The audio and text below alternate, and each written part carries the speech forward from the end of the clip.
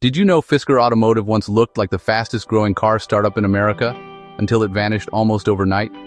It's a story packed with ambition, innovation, and a series of twists that no one saw coming.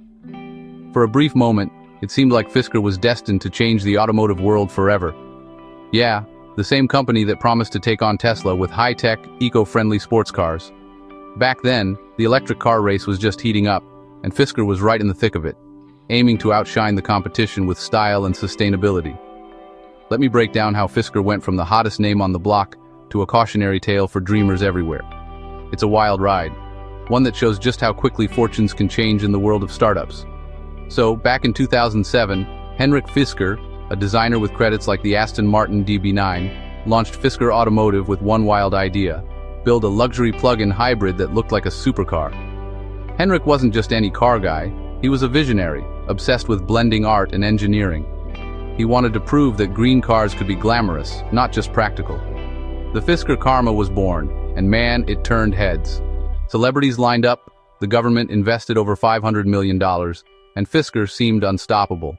The Karma's sleek lines and futuristic tech made it the it car for Hollywood and eco-conscious elites. For a while, it felt like Fisker was on the verge of sparking a revolution. But here's the catch.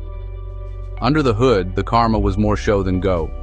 Early reviews pointed out electrical glitches, a cramped interior, and a price tag that made even rich folks wince. The car looked amazing, but reliability issues and high costs started to chip away at Fisker's shiny image. Customers expected perfection, but what they got was a car that felt unfinished. Still, Fisker charged ahead, promising a future lineup of electric SUVs and sedans. The company teased bold concepts and ambitious plans, hoping to win back skeptics and keep investors excited. They wanted to be more than a one-hit wonder. Then things got weird. Behind the scenes, cracks were starting to show. Production delays, quality control problems, and mounting costs began to threaten the company's future. Battery supplier A123 went bankrupt, sinking Fisker's production line. Suddenly, Fisker couldn't get the batteries it desperately needed, and the entire operation ground to a halt. It was a blow that few startups could survive. Hurricanes destroyed hundreds of finished cars.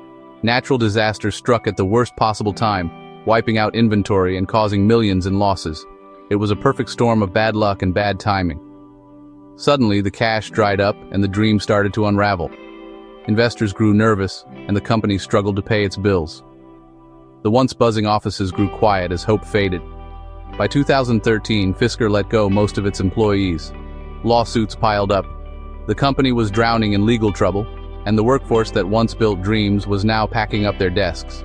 The government wanted its loan back. With public money on the line, the pressure mounted, and Fisker's troubles became national news. Even Henrik Fisker, the founder himself, quit. The man whose name was on the badge walked away, leaving behind a company in chaos and a vision unfulfilled. Just like that, a company once valued at nearly $2 billion was gone.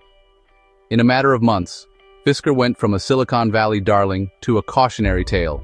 Its assets sold off to the highest bidder. But the Karma's story didn't end there.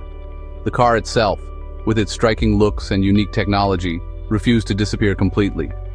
Chinese investors bought up the leftovers, and the car, now called the Karma Revero, is still around.